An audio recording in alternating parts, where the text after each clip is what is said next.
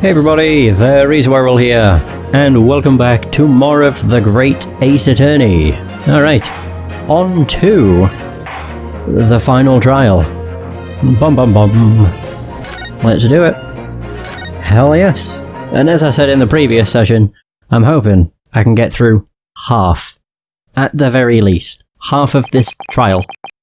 And then, you know, I can maybe finish it up next session. It depends.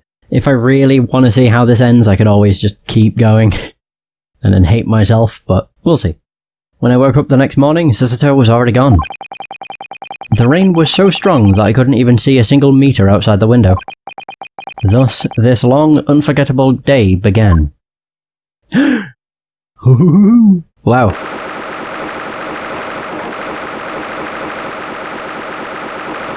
Will admit, I'm very interested to see how this goes, because we won't have Shintaro with us. It will literally just be us. Yeah, I'm just wondering if that'll come into play at all. Like, will Baron Von Zeeks point that out? It's like, you're clueless without her. I doubt it, but we'll see. Hey, Gina! Good morning, Gina. I swear to you, you will be declared not guilty before the day is over. So, where's the other lass, eh? Huh? You know, what's her name? That Asian chick that's always with you. What was it? Susie? I don't quite remember a proper name. Oh, she left early this morning. She was already gone by the time I woke up. You just gonna let her off like that? Shouldn't you be seeing her off instead of bothering with me? It doesn't matter. It's not like I'll never see her again, after all. But your trial is different. I only have one chance to do this. Today has to be the day. Good morning, friends. Who's this? Sherlock? Oh, Iris. Oh, great, and the cat. How are you doing, Gene Bean? Did you have a good sleep? Wagahai. Forgot what the cat was called. Oh, Iris. What are you doing here? My friend is in trouble, obviously. Why wouldn't I be here? The cavalry is here for you. Even Wagahai came. Such a cute cat. And there it goes. Hey, Wagahai! Great cavalry. That wretched cat didn't even look back when it abandoned its friends. Why not leave it be for a bit, eh? Let it sniff around or something. Oh yeah, I bought this newspaper from a shop outside. Let's see. I have both good news and bad news. Which would you both like to hear first? Ryu? Gene Bean? I think we should start with the bad news. If you gotta hear both, might as well start with the good news first, right? Wow, Gene Bean is like 10 times more fun than you. You're such a downer. Leave me alone. I'll just start with the bad news then. Apparently we're having record rainfall this morning. Carriages all over are being delayed. Really? The bad news was just a weather report. I'm worried that Susie won't make her train to Dover in time. Oh yeah, you're right. So, what's the good news? They say it should clear up by this afternoon. Wait, they were both weather reports. So the train should make it to the port of Dover on time. Right, that's great news, isn't it? Nah, not to me. At least I couldn't care less about it. That news was surprisingly trivial. Also, here we are. Today's trial is basically the highlight of the paper. Pickpocket girl brutally murders upright pawnbroker. Oh my god. Was it upright or uptight? I might not have read it correctly. Oh no, it is upright, not uptight. Why am I not surprised? You'd look a right din expecting anything else, that's just how it is. Gina looks even more upset now. So, at today's trial, Ryu's gonna make the dirty press eat those words. Huh? Then, tomorrow's headline will be, like this. Honest pickpocket girl saves the world. How does that sound, Ryu? Yeah. That'd be pretty nice, I guess. Don't guess, press on with resolve. Did you like my impression of Susie? You loved it, right? This girl is too much for me. Today's paper. The newspaper Iris bought this morning, Gina's alleged crime is the biggest story in London right now. How fun. Oh. Well, let's give him heck, Ryu. Let's? Wait, she's gonna be with me? I don't know about law like Susie does, but... I'll be standing right next to you, cheering you on. Does that make you feel better? If you don't put that thing away, it'll probably just make me feel worse. But thank you, Iris. I'd appreciate your help. Oh. That reminds me. Iris? What's up, Gene Bean? How's Ohms? He had an operation yesterday, yeah? Yeah, the operation went well. But he's still sleeping. He's fine. He spoke with Susie. Huh? I have a friend who's an inspector. I asked him to tell me right away when Holmesy wakes up. She must mean Inspector Gregson. I'm sure he'll get the message straight to her. Alright. I don't have Sasito or Mr. Holmes with me today. This time, I'll have to prove Gina's innocence with my effort alone. Woohoo! Defendant, barrister. The trial is about to commence. Make your way to the Crown Court at once. You got it. Looks like it's time. Well, let's head off then. Okay. Let's do it.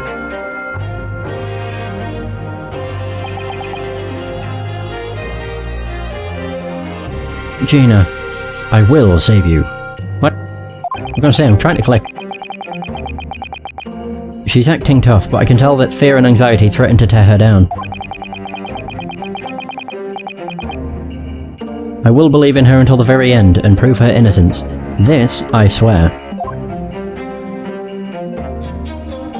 Hoo-hoo. That's the will he left for me.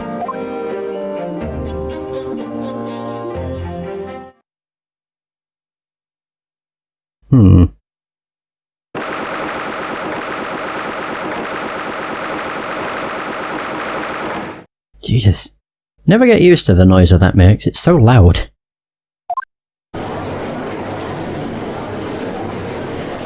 I definitely preferred Dual Destiny and Spirit of Justice, where it had the All Rise thing, and you saw the doors open. But on the other hand, I much prefer how the jury... I much prefer how the trials go in this. Just because of the jurors and stuff. It just makes for an interesting dynamic. In the name of Her Majesty the Queen, we declare this court is now in session. The trial of Gina Lestrade will now commence. I ask your prosecution and defence, have you fully prepared your cases? The prosecution is ready. The defence is ready. Lord Van Zeeks? Yes, my lord. How many years has it been since you first disappeared from this Crown Court? Almost 5. Even after the trials 2 months ago, you stand yet again at the prosecution bench. Is there perhaps something you expect to gain from these trials?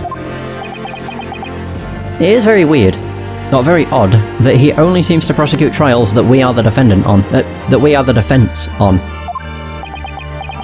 Even queerer, your trials of the distant past were of an entirely different character.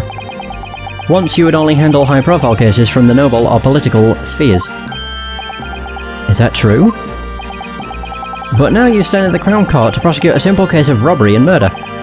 Honestly, it comes as a shock to me. There are 2 things I cannot abide by. The first would be the villains who wield their expensive financial power to feign altruism. Oh my god, I didn't realise she was next to me. She's tiny.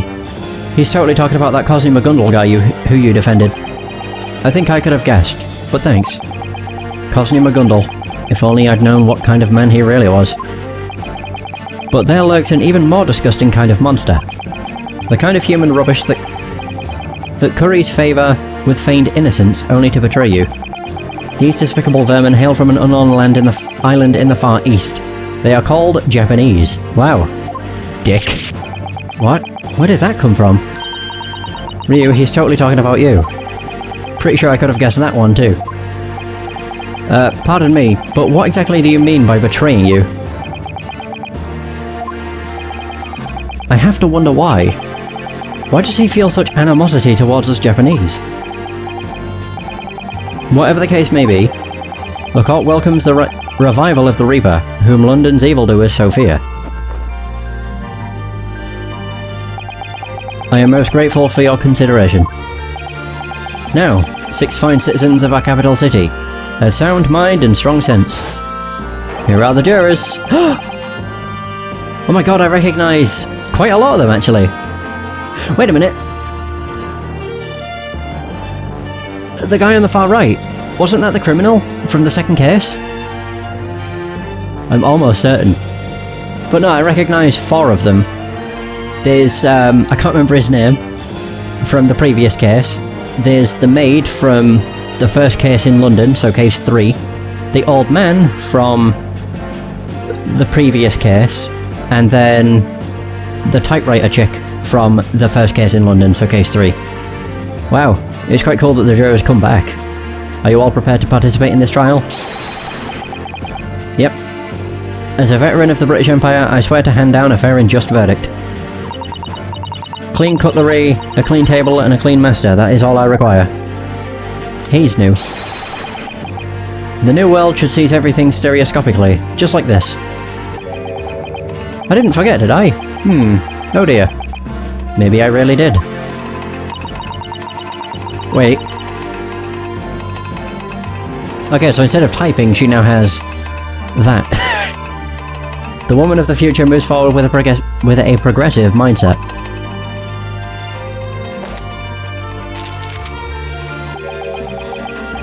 I came to London to sightsee. I am going to see the Crystal Tower now. Yeah, he's Russian, I think. I'm almost certain it's him. He looks exactly like the guy from that photo. Something wrong, Ryu?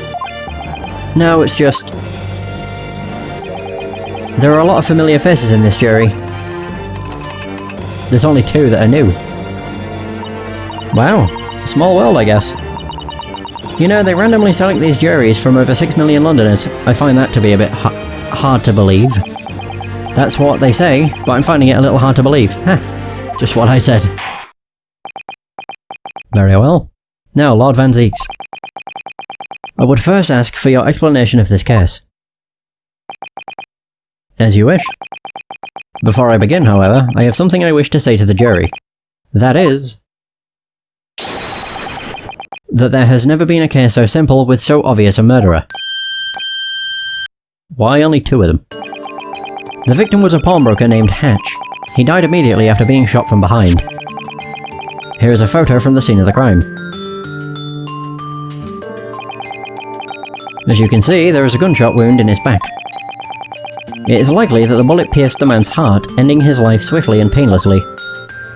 Poor guy. According to the coroner's analysis, the gun was aimed slightly upwards. What does that mean? It would mean that the victim was shot by someone shorter than him. Oh, of course. For example, someone like the defendant. This is the coroner's autopsy. I wish to submit it as evidence, along with this photograph.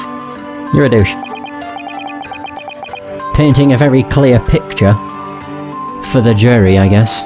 Very well, the court accepts these as evidence. Autopsy report has been filed in the court record. A report from Scotland Yard's coroner, Hatch's death was instant as a result of a single gunshot from behind. No other external injuries. Oh, the crime scene photo. Photograph of the victim's corpse in the storeroom. There's a bullet hole in his back. Oh. This must be the blueprint. Or that too, a sketch. Either way. Next, I would like you all to direct your focus toward this sketch of the crime scene. You got it. Oh, there we go.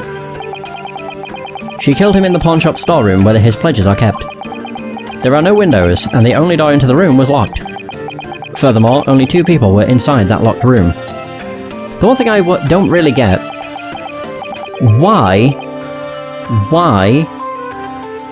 would she be the killer? Or why would she kill him? More to the point, actually. Why is she knocked out?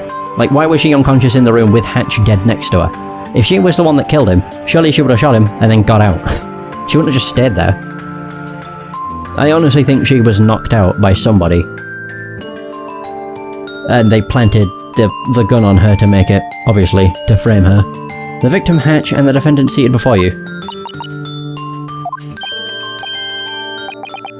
Incidentally, when the crime was first discovered by witnesses, the culprit was holding the murder weapon in her hand. Yeah. Again, that doesn't mean she did it. What in blazes? It's so obvious she did it. Isn't that dirty little child a pickpocket anyway? Yeah, I think she's one of those kids that romps around in the East End. No surprise there. I thought she'd snap one of these days. What are you doing, Jerez? Hurry up and say she's guilty. She's a pickpocket, so she must be a murderer? You're all jumping to conclusions. Ah, great, of course. What's he gonna do? Is he gonna drink it, smash it, throw it? God, it's like a game of Bop It. Drink it, throw it, smash it. Calm yourself, black-hearted exchange student. The evidence against your client doesn't end there. As luck would have it, this murder incident had two decisive eyewitnesses at the scene. Ah yes, the people who shot Mr. Holmes. I'm sure they're trustworthy. What? If we listen to their testimony, I'm sure everything will become clear. We'll see whether or not this girl is really a poor, misunderstood, petty thief. I don't like how she was smiling, but okay. In any case, please hand over the evidence you've submitted thus far. The court will accept them into the record. As you wish.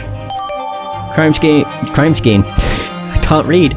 Crime scene sketch. Sketch of the pawn shop where Hatch was murdered. Shows the relative positions of the shop and the storeroom. Hatch's oh my god, revolver. What am I saying? Revolver. Belonged to Hatch before he died, but found in Gina's hands. Traces left on the gun show that it was fired once. This is bad. Ryu, things suddenly feel a lot more serious in here. It's not just you, Iris. Trust me. Already? He's derobing. Now let us begin. Bring forth the two witnesses to this wretched crime. Again, they're the people who shot Holmes. I don't really trust them. Oh god! Oh god! What the fuck?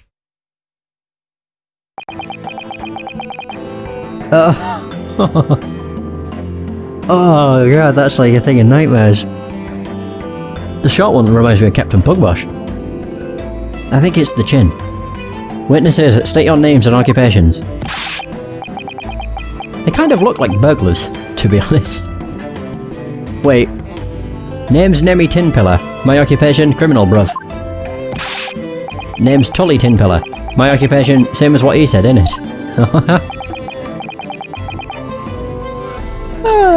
Oh my god, I don't like how they look, but I like how they talk. Wait, are they supposed to be— oh, no. No, they aren't. I just thought Mario and Luigi, for some reason, because he's wearing red and he's holding an apple. The other was wearing green and he's holding a pear. Doesn't mean Mario and Luigi at all, but, you know. Tobias Gregson, Inspectorate, Scotland Yard. Yeah, it is, green and red. Yeah, they call us—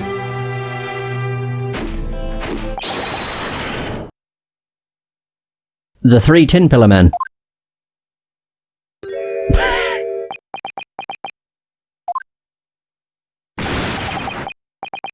What are you looking at me for? Leave me out of this.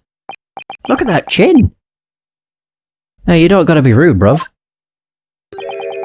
Looking for our long-lost brother, we climbed down to London's dodgy underbelly, innit? And you kinda look like him, bruv.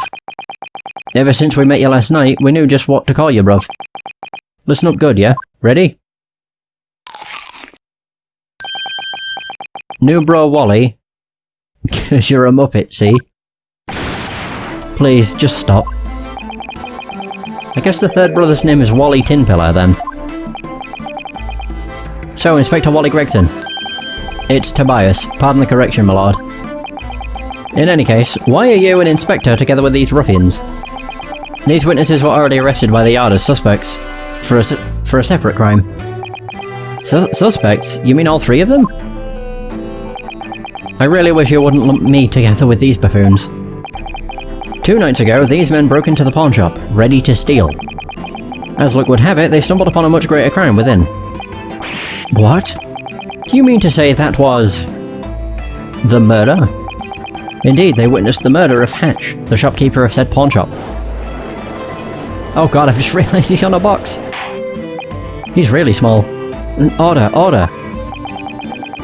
As for their crimes of illegal trespassing and attempted robbery, they will be tried on a different date. I escorted them here to testify in this trial. I understand the circumstances and acknowledge the prosecution's request. Now, Tin Pillars, I hereby order you to testify. Testify about everything you saw in that shop on the night of the crime. Roger, sir. Tin Pillars, woo!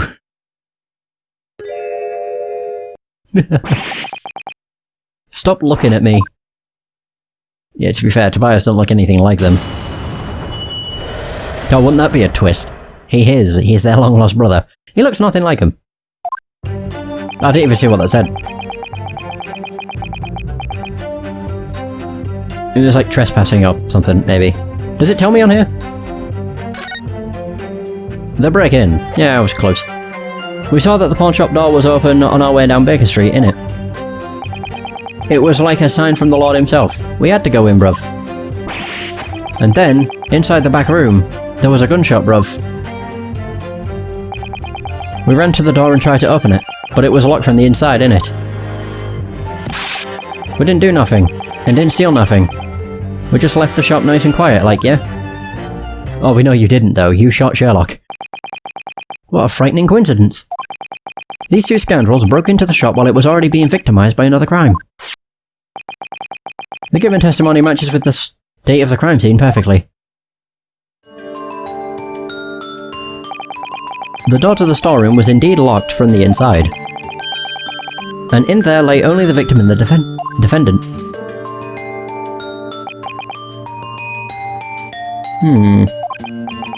Indeed, this does seem to be an open and shut case. Now, defense, the court orders you to begin your cross-examination. Defense?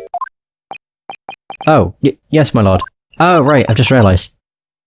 Yeah, we kind of have a little grudge against them because they shot Sherlock. What's wrong with you? It's just... it's pretty shocking how they can blatantly lie like that. I know the truth lurking within this testimony. I've seen it with my own two eyes. All of their claims are completely rubbish. Or are complete rubbish.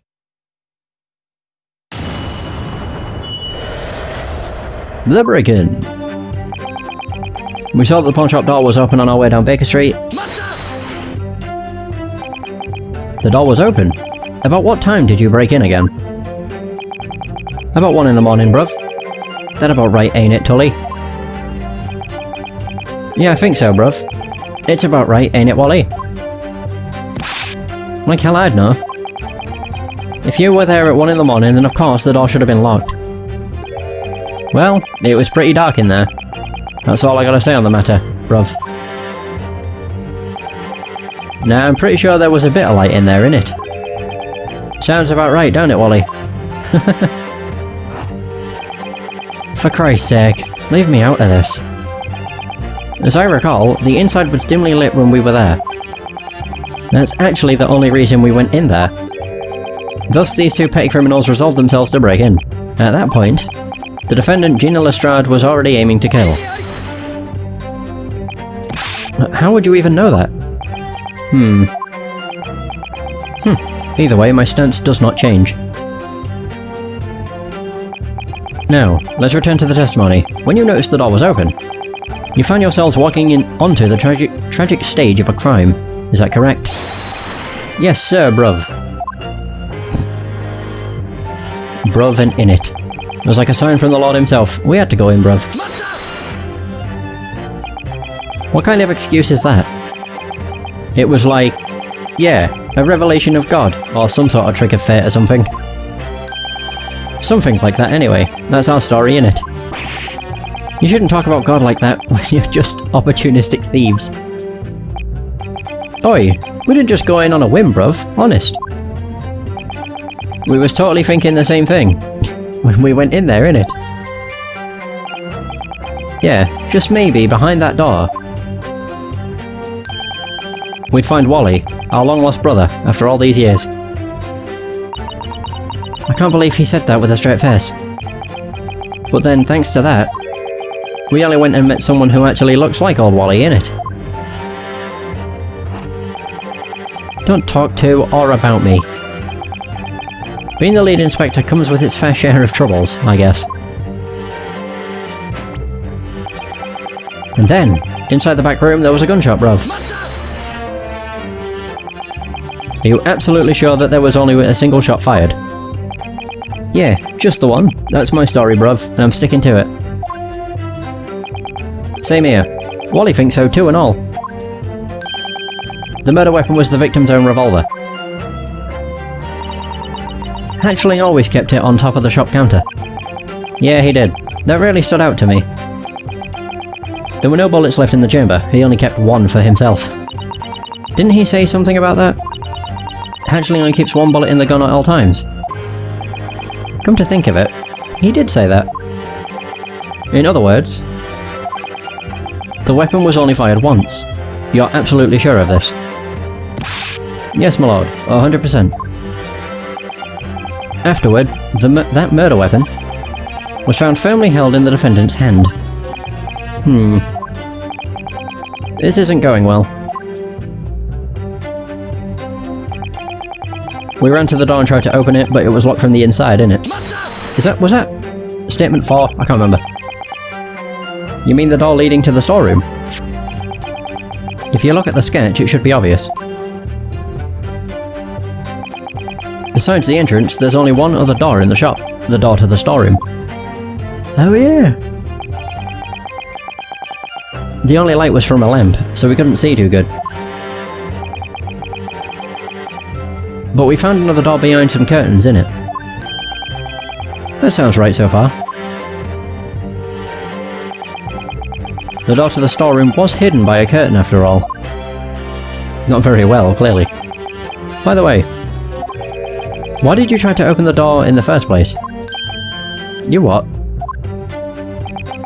Any common burglar would run for his life as soon as he heard a gunshot, right? Well, bruv. You think it sounds about right, don't you, bruv? Well... We ain't common burglars. That's our story, innit?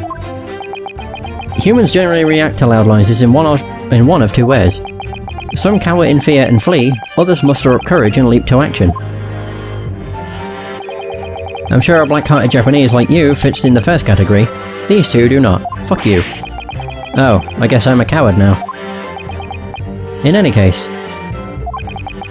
the door to the crime scene was locked, so you were unable to open it. What did you two do after that? Oh, now that's statement 5. We didn't do nothing, and didn't steal nothing. We just left the shop nice and quiet like, yeah? Now that's a load of bullshit. You didn't do nothing, and you didn't steal nothing. Are you sure? Well, it all started to kick off soon as we walked in, bruv. We couldn't even get our hands out of our pockets, let alone steal, innit? You just left the shop nice and quiet like, yeah? Are you sure? We're peaceful criminals, yeah? There ain't nothing we hate more than violence, bruv.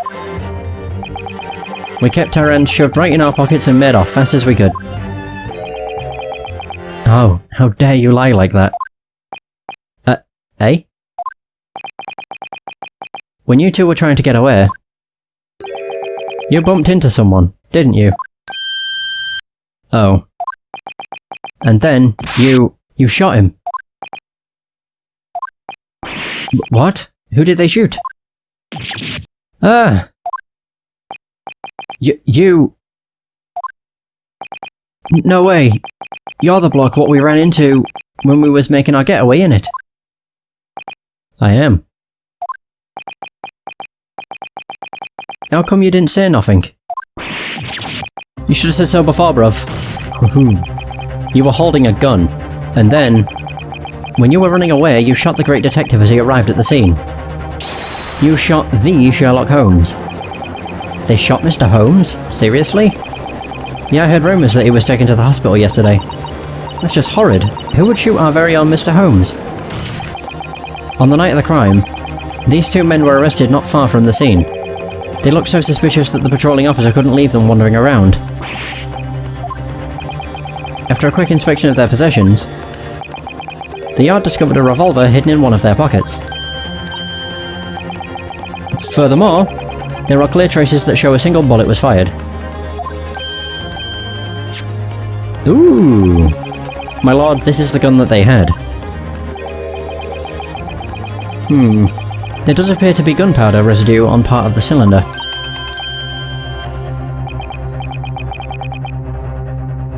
Very well, the court accepts it as evidence. Tin Pillar's revolver has been filed in the court record, a gun confiscated from the Tin Pillars at the time of their arrest. Traces left on the gun show that it was